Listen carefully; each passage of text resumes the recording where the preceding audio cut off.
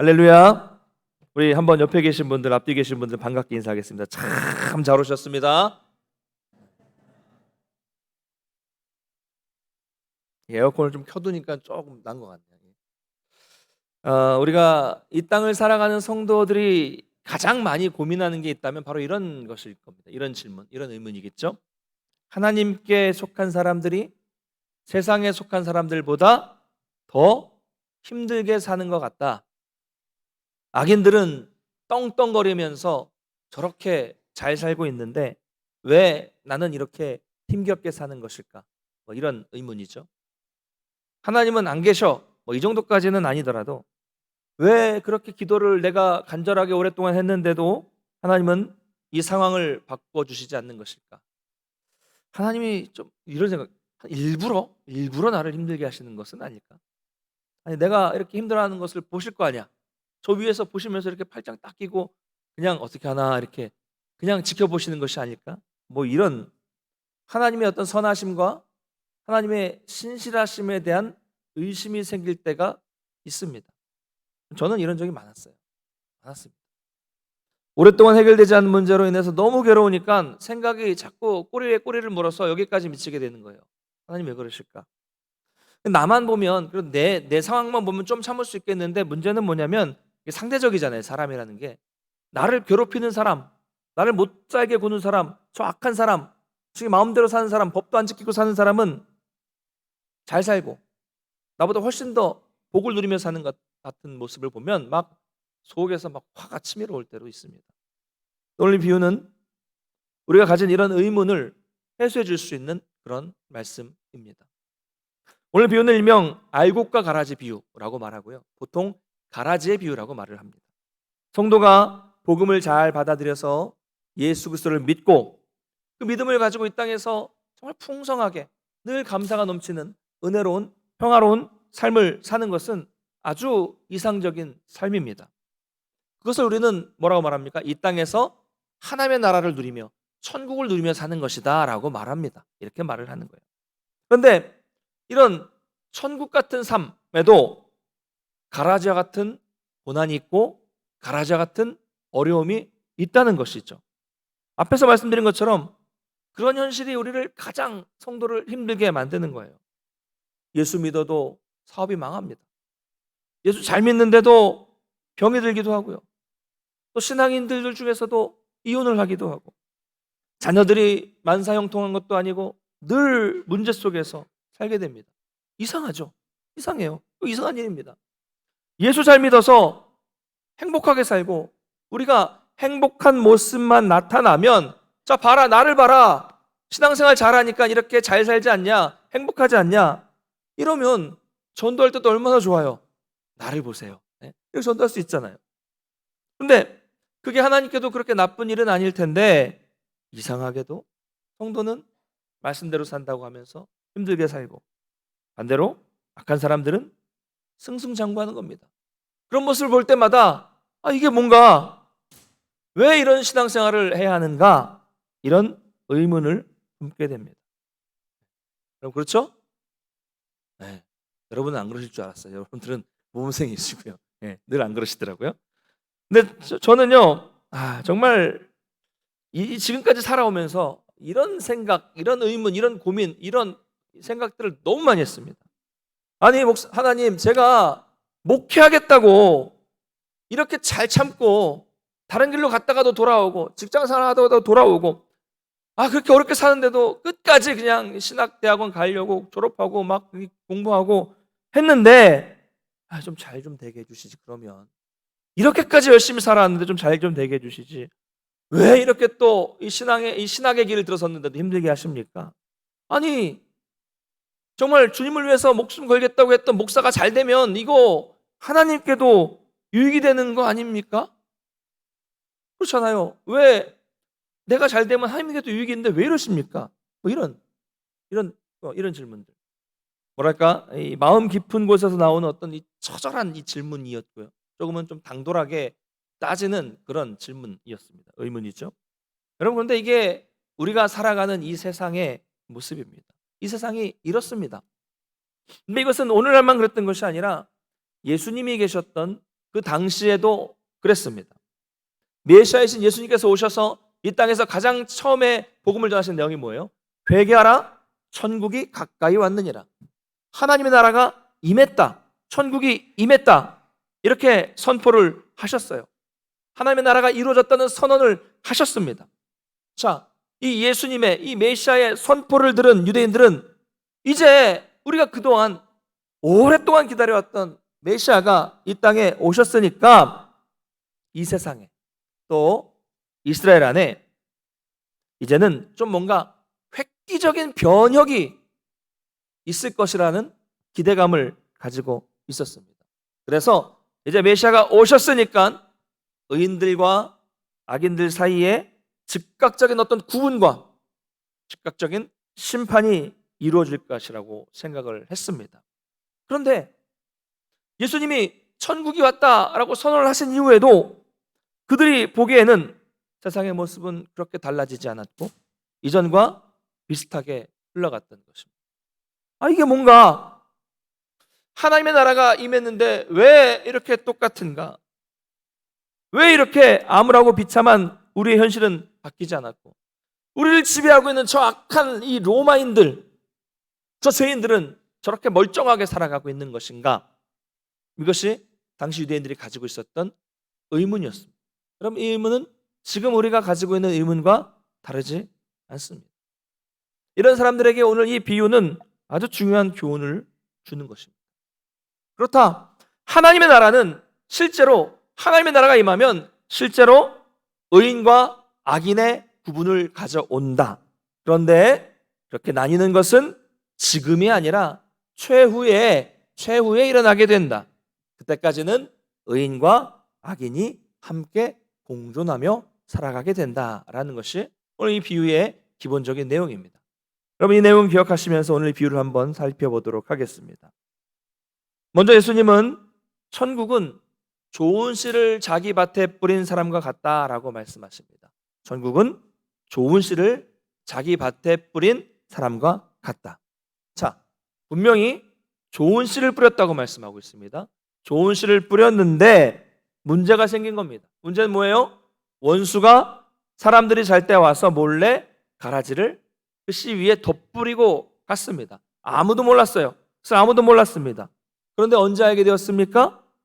결실할 때가 되니까, 잘 자라서 결실할 때가 되니까 가라지가 그 안에 많이 섞여 있다는 것을 그때서야 알게 된 것입니다. 그래서 종들이 놀라서 주인에게 말합니다.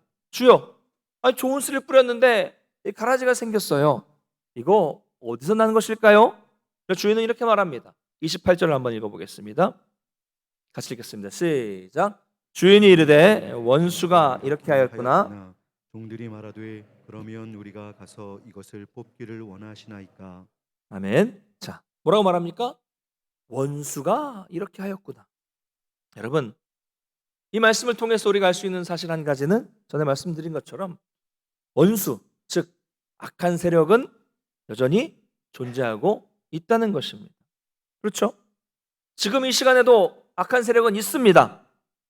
세상에만 있는 것이 아니라 교회에도 있고요, 가정에도 있고, 어디에나 있는데 숨어 있습니다. 숨어 있어요.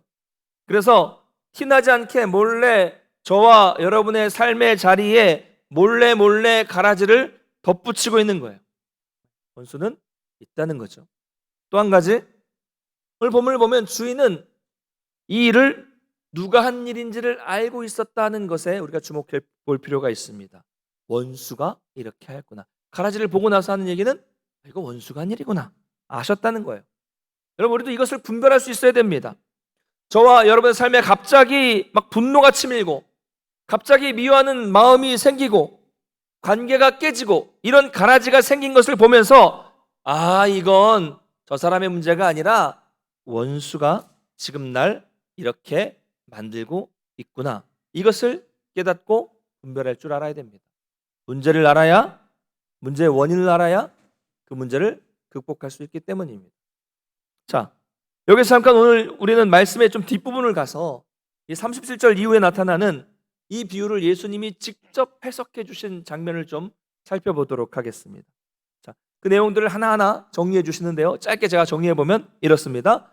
씨를 뿌린 자는 누구예요? 예수님입니다. 밭은 어디입니까? 세상을 말하는 거고요. 좋은 씨는 누구예요? 천국의 아들들을 말한다고 하고 있고요. 그다음에 가라지는 악한 자의 아들들을 말씀하고 있고요. 가라지를 심은 원수는 마귀, 사탄을 말하는 것이고요. 추수때는 세상의 끝을 말하는 것이고요. 추수꾼은 천사들을 말하는 것입니다. 이렇게 설명해 주신 비유가 많지 않아요. 그런데 하나하나 이렇게 설명해 주시오.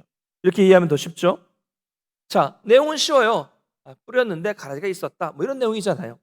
중요한 것은 여기서 핵심적인 내용은 뭐냐면 사탄은 자기에게 속한 사람들에만 관심이 있다는 것이 아니에요. 자기에게 속한 자기 아들들에게만 관심이 있는 것이 아니라 남의 아들들, 그러니까 하나님의 아들들, 즉 성도들에게까지도 그 손길을 뻗치고 성도들에게까지도 영향력을 미치려고 하고 성도들을 방해하려고 한다는 것, 이게 핵심적인 내용입니다. 여러분, 이것은 지금도 진행형입니다. 지금도 원수는 여러분 몰래 여러분 주변에 가라지를 뿌리고 다닌다는 것을 여러분 기억해야 됩니다. 지금 우리가 사는 이 세상은 치열한 영적 전쟁이 벌어지고 있는 거예요. 세력 싸움을 하고 있는 거예요. 사탄은 계속해서 가라지를 뿌리면서 뭘 합니까? 저와 여러분 신실한 성도들을 속이고 있습니다. 속임수는 사탄의 주특기예요. 처음에는 비슷해 보여서 구분이 안 됩니다. 이게 하나님께로부터 온 것인지 사탄으로부터 온 것인지 분별할 수 없게 만들어요. 비슷한 것 같은데, 맞는 것 같은데 사실 알고 보면 아닌 거죠. 여러분, 우리가 신앙생활할 때 가장 어려운 것이 뭡니까? 가장 어려운 것이 뭐예요? 괜찮은 교회를 만나서, 이사를 가고 어디 가서 괜찮은 교회를 만나서 야, 이 교회 괜찮다, 열심히 다녀보려고 했더니 주변에서 말리는 거예요. 왜요? 이단이다, 가면 안 된다, 이러는 거예요. 몰랐어요. 전혀 말하기 전에는 헷갈리는 거죠. 전에 보니까 뭐 해외에서 아주 유명한 이 부흥했던 프로그램 가져와서 자, 이거 우리 교회에 적용시키고 우리도 이 프로그램만 하면 그게 부흥할 것 같다. 알고 보니 신학적으로 문제가 있고 성경적으로 문제가 많은 프로그램에서 하면 안 된다. 뭐 이런 일들은 엄청나게 많았습니다. 아직도 속고한 사람들도 있어요. 또 어떤 사람이 보니까 정말 신실해요. 놀라운 기적이 일어나서 야, 정말 대단한 사람이다, 저 사람 최고다 라고 했더니 알고 보니 사실 양의 탈을 쓴 일이었다. 그래서 결국 사람들에게 돈만 갈취하고 상처만 주었다. 뭐 이런 일들은요 우리 주변에 많습니다. 속이고 헷갈리게 만드는 일들. 목적은 뭡니까? 속이고 헷갈리게 해서 하나님의 자녀들을 망하게 하는 길로 인도하려는 목적입니다. 이 일은 지금도 여러분 주변에서 일어나고 있습니다. 그래서 우리의 신앙생활이 이게 헷갈리고 쉽지만은 않은 것입니다. 자, 그렇다면 우리는 이 사탄의 일을 어떻게 분별하고 어떻게 대처해야 될까요? 다른 말로 하자면 이 가라지를 어떻게 해결해야 하겠습니까? 뽑아버립니까? 베어버립니까? 태워버립니까? 약을 쳐서 죽입니까? 29절을 한번 같이 읽겠습니다. 29절 같이 읽겠습니다. 시작. 주인이 이르되 가만두라. 가라지를 뽑다가 곡식까지 뽑을까 염려하노라. 아멘. 주인이 뭐라고 말씀합니까? 앞에서 종들은 이렇게 질문했습니다. 아니, 가라지가 생겼어요. 이거 뽑으면 되겠습니까? 라고 했더니 주인이 이렇게 말합니다. 가만히 두어라. 그 가라지 뽑다가 곡식까지 뽑힐까 염려가 된다. 여러분, 자, 지금 주인은 뭘 걱정하고 있습니까? 가라지를 걱정하고 있습니까? 곡식을 걱정하고 있습니까? 역시 어려운 질문입니까? 네. 지금 주인은 가라지를 걱정하는 게 아니라 알곡을 걱정하고, 주인은 가라지엔 전혀 관심이 없어요. 그저 저 알곡이 다치지 않을까, 저 알곡이 뽑히지 않을까, 저 알곡도 같이 상하지 않을까, 여기에만 관심이 있으시다는 것입니다. 그렇다면 우리는 여기에서 이 땅에 악이 존재하는 이유를 발견할 수 있을 것입니다. 처음에 가라지가 그 밭에 함께 자라는 줄을 모르다가 나중이 되어서야 밭에 가라지도 섞여 있다는 것을 알게 되었을 때는 어떤 때입니까? 이미 가라지와 알곡이 서로 뒤엉켜 있을 때예요. 함께 자라고 촘촘하게 같이 뒤엉켜 있어서 하나인 것처럼 같이 지내고 있을 때 그때 알게 됐습니다. 그러므로 가라지의 존재를 알고도 그것을 함부로 뽑아내지 못하는 이유는 알고까지, 같이 엉켜있는 알고까지 상할 수 있기 때문이라는 것이죠. 사랑하는 성도 여러분, 하나님이 이 세상에 악이 가득 차 있고 고난과 고통이 있는 그런 불의가 판을 치고 있고 악한 자들이 득세하고 있고 성도가 말씀대로 살기 위해서 힘들게 사는 것을 보면서도 가만히 계시는 이유는 그것을 모르고 계시기 때문이 아닙니다. 이미 너무 잘 알고 계세요. 그런데 알면서도 가만히 계시는 이유는 그 악한 자들을, 그 악을 뽑아내시려다가, 그 악한 자들을 심판하시려다가 알고, 즉 성도들까지 상하고 다치게 될까봐 그냥 두고 계신다는 거죠. 여러분, 이 말이 의미하는 것은 무엇입니까? 하나님은 무수한 그 엄청나게 큰 가라지들보다 하나하나 알곡들을 너무나도 다치지 않게 하려고 아주 너무 애지중지 너무나도 소중하게 여기고 계신다는 사실입니다. 여러분, 하나님은 알곡인 저와 여러분을 너무 사랑하십니다. 할렐루야. 여러분, 그래요. 근데 지금 우리가 사는 이 현실 세상은 어떻습니까? 현실은 지금 가라지들이 쑥쑥 자라서 알곡을 사방에서 다 뒤덮고 있습니다. 다 감싸고 다 뒤엎어서 알곡은 그 틈에서 간신히 살아가는 것처럼 위태로워 보이고, 반대로 가라지는 잘 자라서 아주 잘 사는 것처럼 보입니다. 바로 이것이 성도들의 이 땅에서의 모습입니다. 성도는 가라지에 쌓여 있어서 늘 실패하고 늘 울고 늘 힘겹게 사는 것만 같습니다. 현실은 정말 암울해 보여요. 여러분, 기억하십시오. 뭐냐면 하나님은 절대로 실패하지 않으시는 분이십니다. 할렐루야.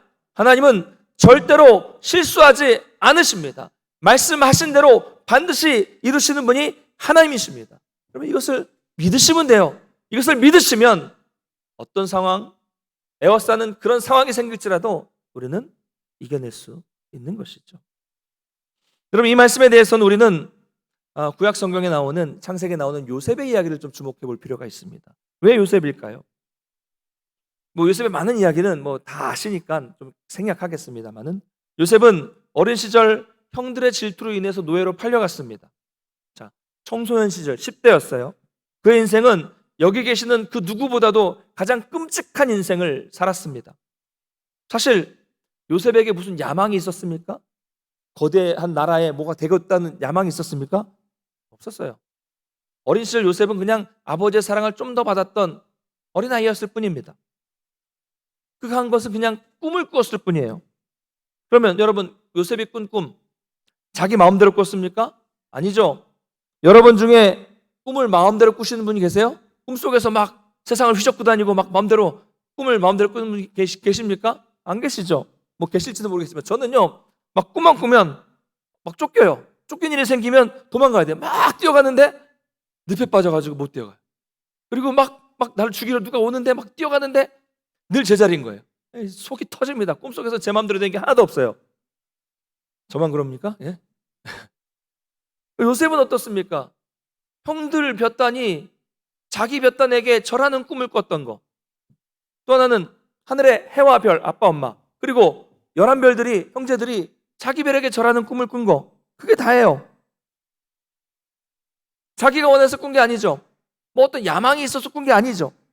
그때 요셉의 꿈은 하나님이 보여주신 특별한 계시였습니다.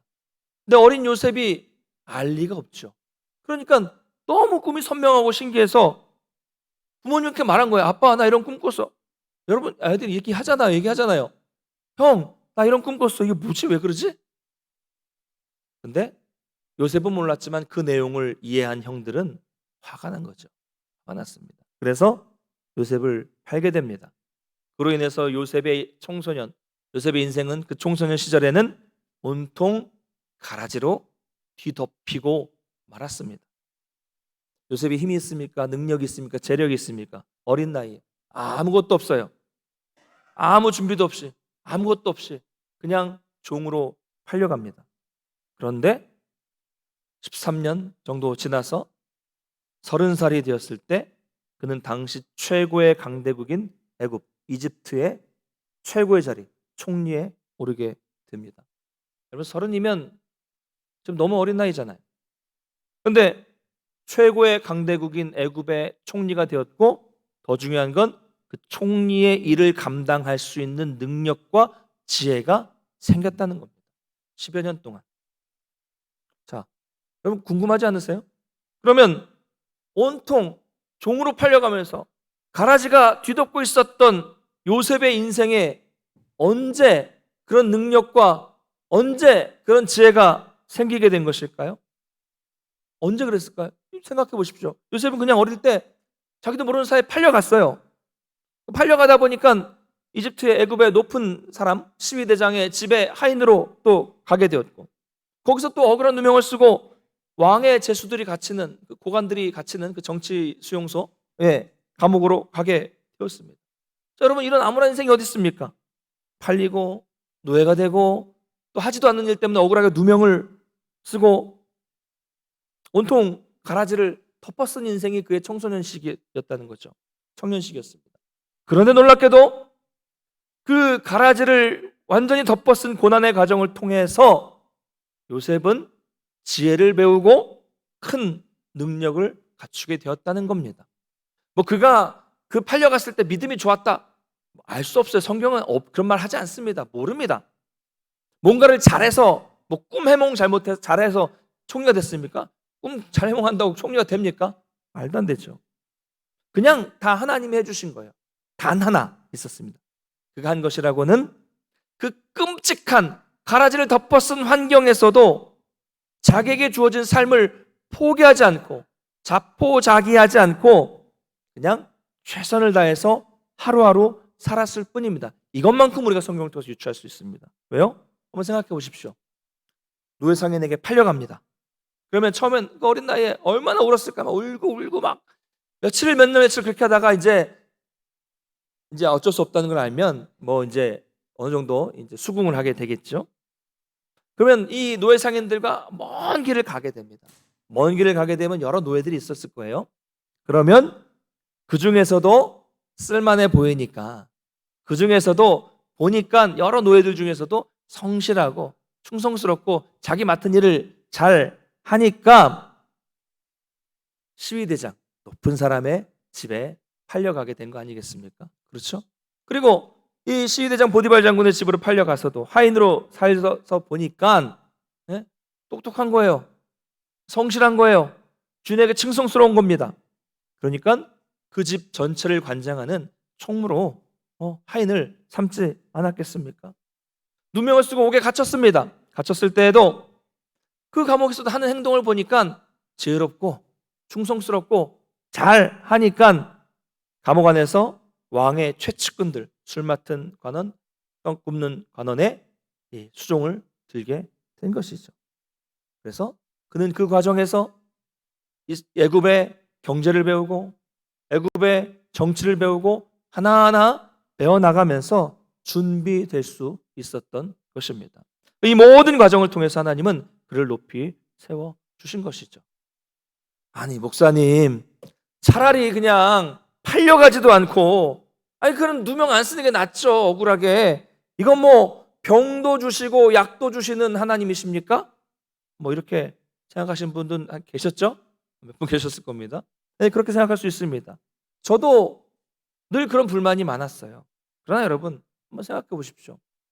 저와 여러분의 인생 속에 그런 고통과 어두움의 시간들을 극복해 나가는 과정이 없었다면 과연 지금 여러분들은 이 자리에서 하나님을 온전히 믿고 있었을까요? 여러분 평안한 삶을 주시면 여러분 잘 믿으셨습니까? 아니라는 거 여러분 스스로 잘 아시지 않습니까? 평안하면 기도도 안 합니다. 평안하면 곁길로 셉니다. 평안하면 잘 되면 딴 생각해요. 예배도 빼먹고 말씀도 안 읽잖아요. 기도 같은 건 안 하고요. 교만하게 자기가 다 이룬 것이라고 생각하지 않습니까? 그렇잖아요. 어떻게 잘하냐고요? 제 경험담이에요. 저도 그랬거든요. 여러분도 그러셨을 거예요. 평안하면 현실에 안주하고 평안하면 신앙은 전혀 잘하지 않습니다. 아니, 더 떨어져요. 그러나 가라지가 빼곡하게 있어서, 가라지가 있기 때문에 알곡은 더욱더 단단하게 자라게 되는 것입니다. 여러분, 우리 인생에 무수히 많은 가라지로 덮여 있다고 할지라도 그 속에 있으면서 우리는 더욱 알찬 신앙과 알찬 삶을 살아가도록 훈련받게 된다는 것입니다. 여러분, 오늘 예수님은 이 비유를 통해서 가라지 속에서 우리가 하나님을 끝까지 신뢰하고 인내하면 반드시 끝이 온다라고 말씀하고 있습니다. 할렐루야. 비록 지금 우리가 살아가는 이 현실 속에서 성도와 악인이 확연하게 구별되지는 않지만 끝은 반드시 오고 그 끝에 가서는 반드시 확연한 구분이 있다는 것이죠. 하나님께서 요셉을 애굽의 가장 높은 자리에 세워주신 것처럼 하나님은 그 끝에서 반드시 우리를 높은 곳에 세워주시고 우리를 뒤덮었던 그 수많은 가라지들을 다 잘라서 불에 태우시게 될 겁니다. 사랑하는 성도 여러분, 기억하십시오. 옵니다. 반드시 옵니다. 그 수때는 반드시 옵니다. 그때가 되면 아무리 승승장구하고 남부럽지 않게 살고 있는 그런 악인들은 그 모든 것을 잃고 영원한 심판을 당하게 될 것입니다. 반대로 우리는 하나님 나라에서 해와 같이 빛나는 영광을 얻게 되는 것입니다. 성경은 의인과 악인의 이런 반대가 되는 이런 운명에 대해서 너무나도 자주, 너무나도 분명하게 말씀하고 있습니다. 말씀을 맺겠습니다. 사랑하는 성도 여러분, 이 세상은요, 지금 우리는 의인과 악인이 함께 살아가고 있는 곳입니다. 세상은 함께 이렇게 뒤엉켜서 어우러져서 살아가고 있습니다. 그런데요, 아직은 안 드러나요. 아직은 세상 속에서 잘 드러나지 않지만 언제 드러납니까? 추수할 때가 되면 모두 너무나도 정확하게 드러나게 될 것입니다. 어떻게 드러납니까? 곡식을 볼까요? 곡식은 추수 때가 되면 나달이 아주 실하게 차는 게 보여요. 농사 안 지어도 알잖아요. 저도 도시에 살았던 저도 아는데요. 예. 곡식은 나달이 아주 실하게 차는 것이 보입니다. 나달이 아주 실하게 차면 어떻게 돼요? 벼는 익을수록 고개를 어떻게 한다고요? 숙이는 것처럼 나달이 실하게 차면 알아서 이렇게 수그러집니다. 식물은 그렇게 돼요. 그러나 가라지는 나달이 없이 빈 쭉정이만 있습니다. 비어 있으니까 꼿꼿이 그냥 서 있습니다. 이렇게 알곡과 가라지는 추수 때가 되면 확실하게 서 있느냐 수그리고 있느냐를 통해서, 알이 있느냐 없느냐를 통해서 너무나도 확실하게 아이들이 보더라도 알 수 있을 정도로 구별이 됩니다. 이처럼 그때가 되면 누가 보더라도 명확히 알 때가 옵니다. 그때가 되면 가라지는 잘라서 태워지지만 알곡은 수확해서 하나님과 함께 거하게 됩니다. 여러분, 그날은 반드시 옵니다. 여러분, 지금 힘들고 고달프고 괴로운 삶에서도 이것을 기억하시면서 끝까지 인내하시고 힘을 내시기를 간절히 소망합니다. 여러분, 그렇기 때문에 우리는요, 남 신경 쓰지 마세요. 뭐 가라지가 어쩌고 저쩌고 세상 사람들이 어쩌고 저쩌고 거기에 신경 쓰지 마시고, 저 불의한 사람, 저 악한 사람들을 왜 하나님은 가만히 놔두고 계시냐, 뭐 이렇게 불평하지 마시고 신경 쓰지 마시고 나 자신에게 신경 써야 합니다. 그래서 남을 좀 어떻게 변화시키고 남을 좀 어떻게 만들려고 여러분 그렇게 말씀하지 마시고요, 그냥 나 하나 진짜 알곡이 되도록 그렇게 만들어야 한다는 것을 기억하시기 바랍니다. 여러분, 이 험난한 세상에서 세상 끝날까지 인내하시고요, 또 인내하셔서 열매를 맺으십시오. 가라지는 그냥 하나님께 맡겨두시고 나는 내 신앙생활에 충실하면 됩니다. 그러면 그 모든 억울함은 다 끝나고 주님과 함께 해와 같은 영광을 얻을 날이 반드시 옵니다. 이와 같이 우리 삶의 아름다운 결말을 기대하시면서 인내와 믿음으로 승리하는 우리 모든 성도들 되시기를 주님의 이름으로 간절히 축원합니다. 다 같이 자리에서 일어나셔서 찬양하고 기도하겠습니다. 주님 다시 오실 때까지. 주님 다시 오실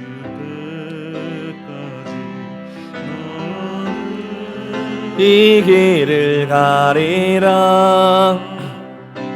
좁은 문 좁은 길 나의 십자가 지고 나의 가는 이 길 끝에서 나는 주님을 보리라. 이 영광의 내 주님 나를 맞아주시리. 주님 다시 오실 때까지 나는 일어나 달려가리라. 주의 영광 온 땅 덮을 때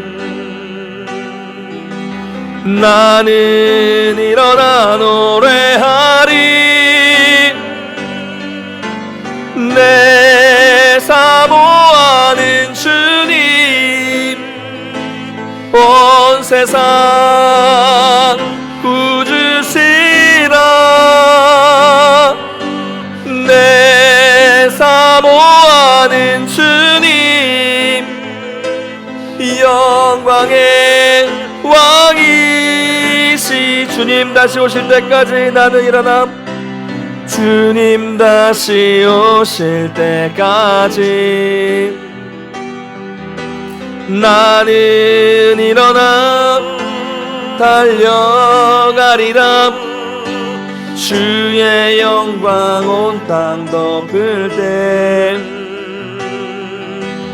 나는 일어나 노래하리. 내 사모하는 주님 온 세상 구주시라.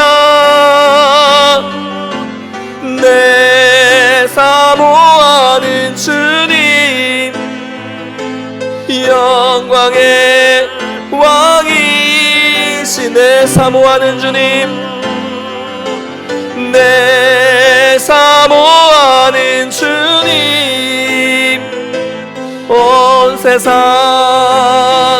구주시라.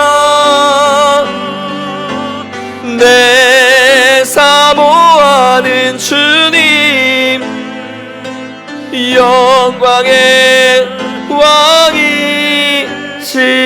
왕이시라.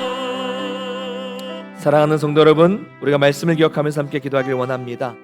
우리가 이 세상에서 힘들고 고달픈 삶을 살아갈지라도 우리가 이 믿음만 있으면 돼요. 하나님은 나에게 약속하신 대로 절대로 실수하지 않으신다. 실패하지 않으시는 신실하신 분이다 라는 이 믿음, 이것을 확신할 수 있는 믿음을 허락해달라고 우리 먼저 기도했으면 좋겠습니다. 그리고 혹 내 인생이 정말 힘겨운 가라지로 가득히 덮여있는 삶이라고 할지라도 그 속에서 하나님이 나를 더 온전하게 단련시킨다는 것을 깨닫게 해주셔서 인내하고 또 인내하는 삶을 살게 해달라고 기도하겠습니다. 그래서 정말 이 세상 악을 바라보면서 다른 사람들 바라보지 않도록 도와주셔서 오직 내가 하나님 앞에 있다는 것을 깨닫고 그 하나님 앞에서 풍성한 결실을 맺음으로써 하나님께 놀라운 영광 누리며 함께 주시는 그 놀라운 영광 누리며 살아갈 수 있는 삶이 될 수 있게 해달라고 간절히 기도하겠습니다. 아울러서 코로나가 속히 사라질 수 있도록 기도해 주시고요. 그래서 우리 일상이 회복되고 우리 가정도 경제도 회복되고 교회도 예배도 우리 신앙도 회복될 수 있도록 인도해 달라고 우리 함께 기도하겠습니다. 우리 말씀 기억하면서 다 같이 한 마음으로 기도하며 나가겠습니다. 같이 기도합니다. 사랑의 하나님 아버지, 네 정말로 감사를 드립니다. 오늘도 주님께서 은혜를 베풀어 주셔서 이 귀한 아버지 말씀을 듣고 또 하나님께 기도할 수 있도록 붙잡아 주심에 정말로 감사를 드립니다. 하나님, 우리가 참으로 이 땅에서 성도로 살아가는 것이 힘겹고 고달프고 괴롭다고 할지라도 하나님은 절대로 실패하지 않으시고 하나님은 절대로 실수하지 않으시고 우리에게 약속하신 대로, 우리에게 말씀하신 대로 그 뜻을 선하게 이루어 가신다는 것을 믿고 신뢰할 수 있는 믿음을 우리 가운데 허락하여 주시옵소서. 더욱더 큰 믿음 주셔서 우리 인생이 욕 가라지로 가득 차 있다고 할지라도, 가득 덮여 있다고 할지라도 그 속에서 하나님께서 나를 더욱더 온전하게 단련시키시고 더욱더 단단하게 만들어 가신다는 것을 기억할 수 있도록 붙잡아 주시고, 인내하고 또 인내하여서 놀라운 결실을 맺게 하여 주시옵소서. 주님, 우리가 이 세상에서 세상 사람들을 바라보지 않도록 도와주시고 오직 내가 하나님 말씀 안에서 풍성한 결실, 단단한 결실을 맺음으로써 하나님과 함께 놀라운 영광을 누리며 살아갈 수 있는 우리 동문교회 모든 성도 될 수 있도록 붙잡아 주시고 은혜를 베풀어 주시옵소서. 주님, 우리를 불쌍히 여겨주셔서 코로나가 속히 사라지게 해주시고 우리 일상이 회복되게 해주시고 가정과 일터와 경제가, 사업장이 회복될 수 있도록 붙잡아 주시고 교회와 예배와 신앙도 회복될 수 있는 역사를 주여 허락하여 주시옵소서. 아버지 함께 해주시고 우리를 불쌍히 여겨주시옵소서.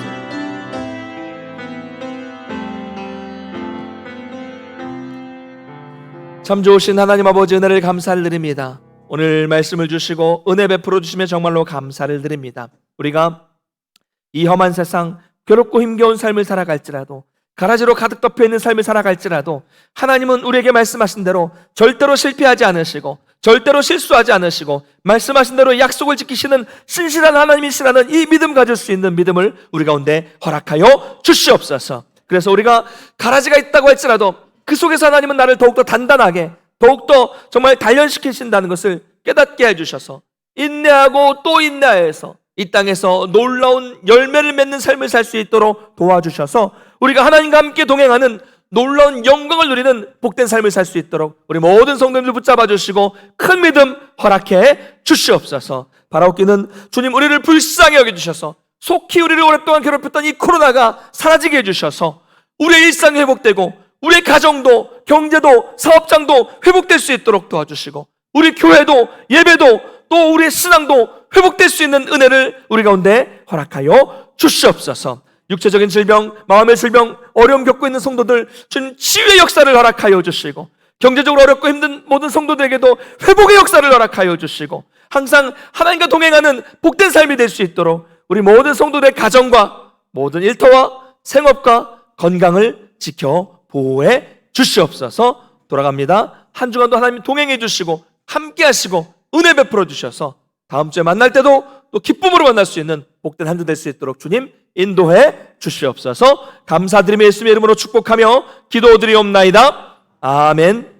이제는 우리 주 예수 그리스도의 은혜와 하나님 아버지의 크신 사랑하심과 성령님의 교통케 하시는 역사가 내 인생 가라지로 가득 덮여 있다고 할지라도 끝까지 신실하게 약속을 이루시는 하나님께서 우리를 더욱더 풍성한 열매를 맺도록 인도하신다는 것을 기억하며 살아가길 결단하는 모든 성도들 머리 위에, 가정과 일터와 자녀 위에, 주의 몸된 교회 위에 이제로부터 영원토록 함께 있을지어다.